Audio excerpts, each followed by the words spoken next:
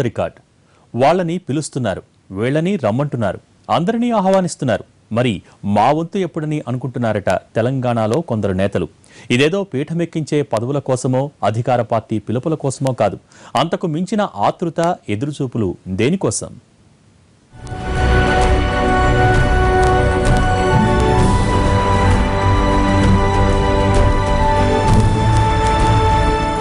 ఆయుధ చండీయాగం పేరుతో అతిపెద్ద ధార్మిక కార్యక్రమానికి శ్రీకారం చుట్టారు తెలంగాణ ముఖ్యమంత్రి కేసీఆర్.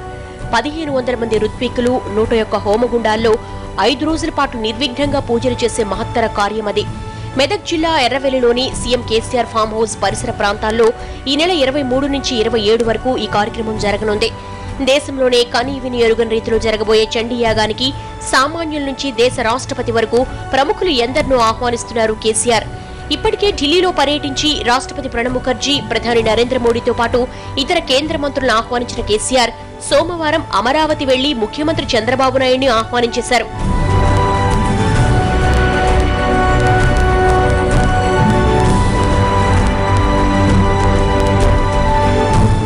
ఇదంతా బాగానే ఉంది, కానీ చండీ యాగానికి ఆహ్వానం గురించి రాష్ట్రంలోని పలువురు నాయకులు ఉత్కంఠతో ఎదురుచూస్తున్నారట.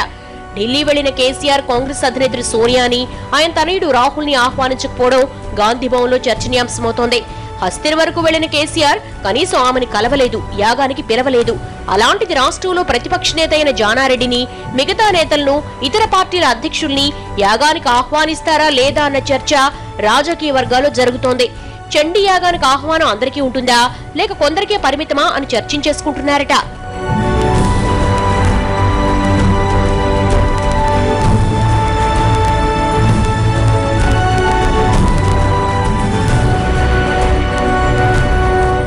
చండీయాగం కేసీఆర్ సొంతంగా నిర్వహిస్తున్న ధార్మిక కార్యక్రమం. సొంతంగా నిర్వహించేది కాబట్టి వాళ్ళని పిలవాలి, వీళ్ళని పిలవాలన్న ప్రోటోకాల్స్ ఏమీ ఉండవని, అదాయన ఇష్టాయిష్టాల మీద ఆధారపడి ఉంటుందని అనుకుంటున్నారట నేతలు. కానీ అమరావతికి వెళ్లి చంద్రబాబును, ఢిల్లీకి వెళ్లి ఇతర నేతలను పిలిచిన కేసీఆర్ తెలంగాణలోనే ఉండే తమను ఆహ్వానించకపోతే పరువు పోతుందేమోనని అనుకుంటున్నారట. ఆయన స్వయంగా పిలిచే అవకాశం లేకపోయినా మంత్రులతోనో ఇతర నాయకులతోనో ఆహ్వాన పత్రికలు పంపుతారేమో అనే అంచనాతో కొందరు నేతలున్నారట.